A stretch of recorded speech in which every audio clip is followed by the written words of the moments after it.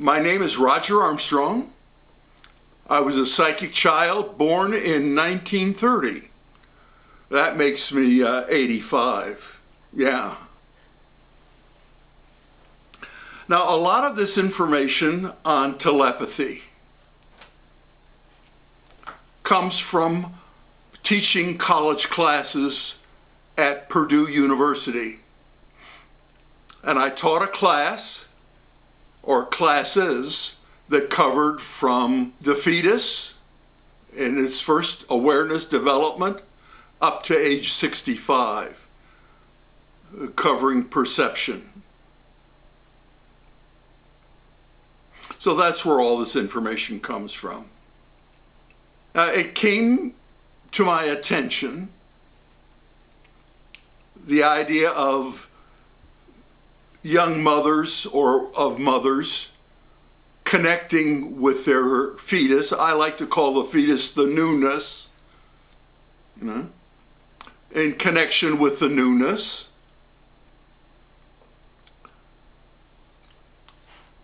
And it happened this way. I was in the co-op. That's our local organic shopping store. And I was trying to convince a friend of mine that telepathy exists. And he was saying it does not. A lady or a young woman came up to us with 2 children and her shopping cart almost full and said, "I'm telepathic, and I'm telepathic with my children. And if I wasn't telepathic with them and they weren't with me, I wouldn't know half the time what they needed." So she said to this young man, "So you can take it from me, telepathy exists." And then she walked around us and walked down the aisle. That started me on a series of adventures, I guess I'd call it, where I would sit in the co-op. Now, I'm handicapped, so I sit in an electric cart. So I would position myself in the co-op, and I would telepathically tell a story. I liked listening to the bustle of the store calm down as the kids started to listen telepathically. The youngsters are used to connecting with the mom, so it's very common for them to understand a feminine thought. Most of the kids are only used to the feminine thought because their primary connection is their mom. So the idea of a man's telepathic or a masculine telepathic message to them, picturing, intrigued them very much. And so because of this, I make an attempt to talk telepathically with most young children and say hello, picture myself waving, asking them a question about a toy they have that they're carrying, get them a little bit of conversation telepathically. But the storytelling is really fun. Afterward, the response of the children surprised me. As I'm going shopping, continuing shopping after my storytelling, a little girl in maybe 2 years old in her mom's shopping cart, as she's going by, hands me her half-eaten banana. She wants to say thank you. So she says, "Thank you, here's my banana." And so I took the banana and made like I was taking a bite of it and handed it back to her, much to her relief that she got it back. But I would get dolls given to me, or a young boy in a cart would give me a toy that he had to keep him busy, that his mom had to keep him busy.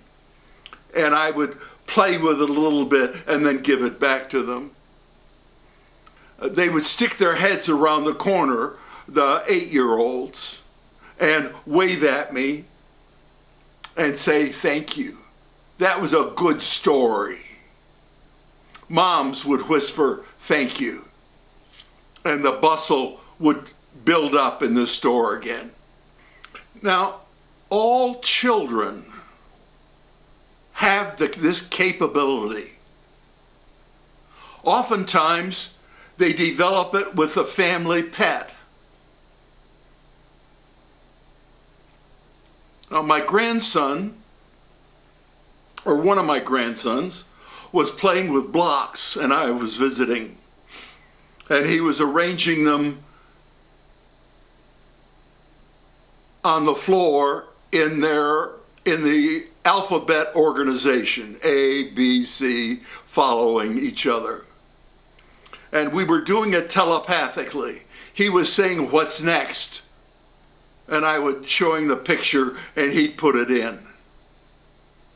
Hobbs the dog came up and gave him a headbutt. And he said, "Not now, Hobbs," telepathically. And Hobbs said, "Now, I want to go out." So he said, "Okay, Grandpa, I have to take a break." He said that aloud. So they went downstairs, down some steps, to the outside door, screen door, that led into the basement or the outside.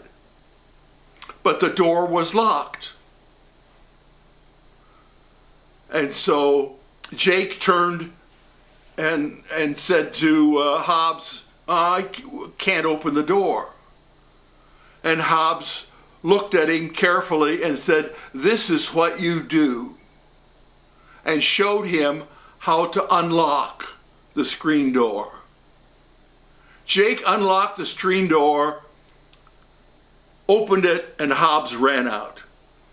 And I was watching all of this, and I said, "Well, I'll get my shoes on and we'll follow Hobbs out and we'll take him for a walk."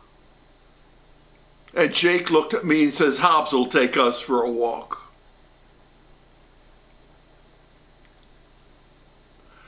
So this is part of the awareness. Here's a dog and a child interacting like they're equal beings. And this is the way it is with pets if you can communicate with them. And most young children can. Now, before the child is born, when it's still a newness, the first awareness that they develop is empathy. And that's natural because it's empathy with a mom. And the mom has empathy with the newness. They're connecting. Now, the newness, if is happy with just one contact. When it gets two contacts, like from an animal, of a family pet, or from the father, or from a sibling, it assigns that energy a color. That's how it keeps track. Now, this first step of awareness is very important because it's the basis of telepathy. It actually happens in the 6th or 7th month and develops further if contact is maintained in the 8th and 9th month. the mom can be in contact. And that's very important. Now, basically, we all have 6 mind brains. We have the conscious mind, the subconscious mind, the limbic, the primal, the cellular, and the liquid frequency mind. The conscious mind is the judgmental mind. It's the logical mind. And interestingly, even though as adults we have learned to rely upon it for judgments, it's the slowest mind to fully develop. It doesn't fully develop until we're well in adulthood, 35, 38, 40 years old. One of the first minds to develop, well, there's 3 of them actually that kind of go together. The limbic mind is the switchboard. It decides what physical sensations go to what other of the 6 minds. Then there's the primal mind. The primal mind assumes or is given the responsibilities for bodily functions, for hunger, waste management, breathing, heartbeat, hot or cold. Those kinds of sensations are the primal mind. Next is the cellular body mind. Now, when the cells divide, a new DNA is formed. So as it grows and the cells divide, each cell contains a full DNA. Now, interestingly, as a side note, this also means that it's connected with our psychic history. Our past lives are all represented in that DNA because they all contribute to it. Like we have 3 to 8% of our DNA is from the Neanderthal species. Now, they were the first colonists to Earth. Now, let's get back to our minds. The cellular body, then the liquid frequency mind, holds our current memories in frequencies. Now, frequencies are infinite in number. And there's an earth frequency, and telepathy has a frequency. And it's technically it's in the alpha or theta body range of brain waves, which are slow. The Earth varies between 7.8 and 8.5 in intellectual frequencies, which is kind of an interesting side fact. Okay. Now I call these the empathy, the subconscious, the limbic, the primal.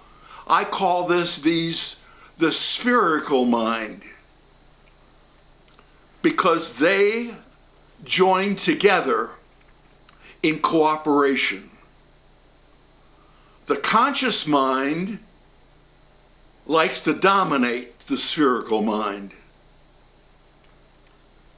So the spherical minds operate best when the conscious mind is given something to do that allows it to ignore them. Now this works very well with the child, with the newness, because the conscious mind has no judgments to make,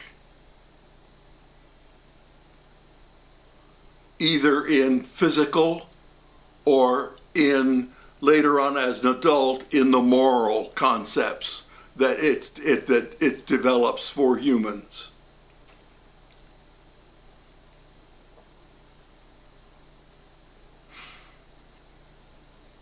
Now, the spherical mind is non-logical.